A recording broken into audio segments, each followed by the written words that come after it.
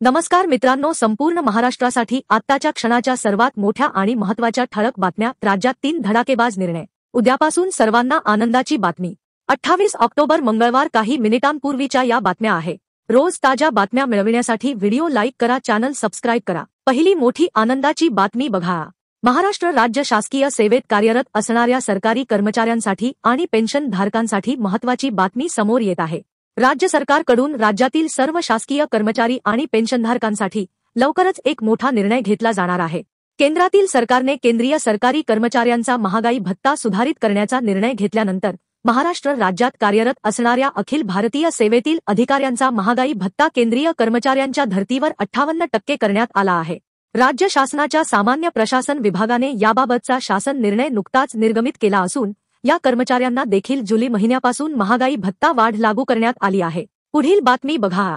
महायुती सरकारची दिवाळीनंतरची पहिलीच राज्य कॅबिनेट बैठक वादळी ठरली. मंत्री आणि प्रशासकीय अधिकाऱ्यांमध्ये जोरदार शाब्दिक चकमक उडाल्याचं दिसून आली. मराठवाड्यासह राज्याच्या नुकसानग्रस्त भागातील शेतकऱ्यांना मदत न मिळाल्यामुळे मंत्र्यांनी अधिकाऱ्यांना चांगलेच धारेवर धरले. यामुळे काही वेळ मंत्रिमंडळाच्या बैठकीत तणावाचं वातावरण निर्माण झाल्याचं पाहायला मिळालं. अखेर मुख्यमंत्र्यांना मंत्री आणि प्रशासकीय अधिकाऱ्यांच्या वादात मध्यस्थी करावी लागली. मुख्यमंत्री आणि 2 उपमुख्यमंत्र्यांनी या नुकसानग्रस्त भागातील शेतकरी आणि नागरिकांना दिवाळीला मदत दिली जाईल, त्यांची दिवाळी अंधारात जाऊ देणार नाही असा शब्द दिला होता. पण हा दावा फोल ठरला असून नुकसानग्रस्त सरकारची मदत पोहोचलीच नाही. याचवरून तीव्र संतापाचा उद्रेक मंत्रिमंडळाच्या बैठकीत पाहायला मिळाला. पुढील बातमी बघा. गेल्या काही दिवसांपासून सुरू असलेल्या पावसामुळे शेतकऱ्यांचे मोठे नुकसान होत आहे. पावसाळा ऋतू संपला तरी राज्यातील विविध भागात पावसाचा कहर सुरू आहे. या अवकाळी पावसाने शेतकऱ्यांची पिके आडवी झाली आहेत. महाराष्ट्रातील बळीराजावरील संकट अद्याप संपलेलं नाही.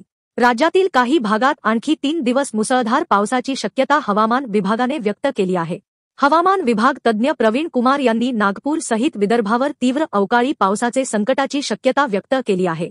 विदर्भात आजपासून पुढील 3 दिवस मुसळधार पावसाची शक्यता व्यक्त करण्यात आली आहे.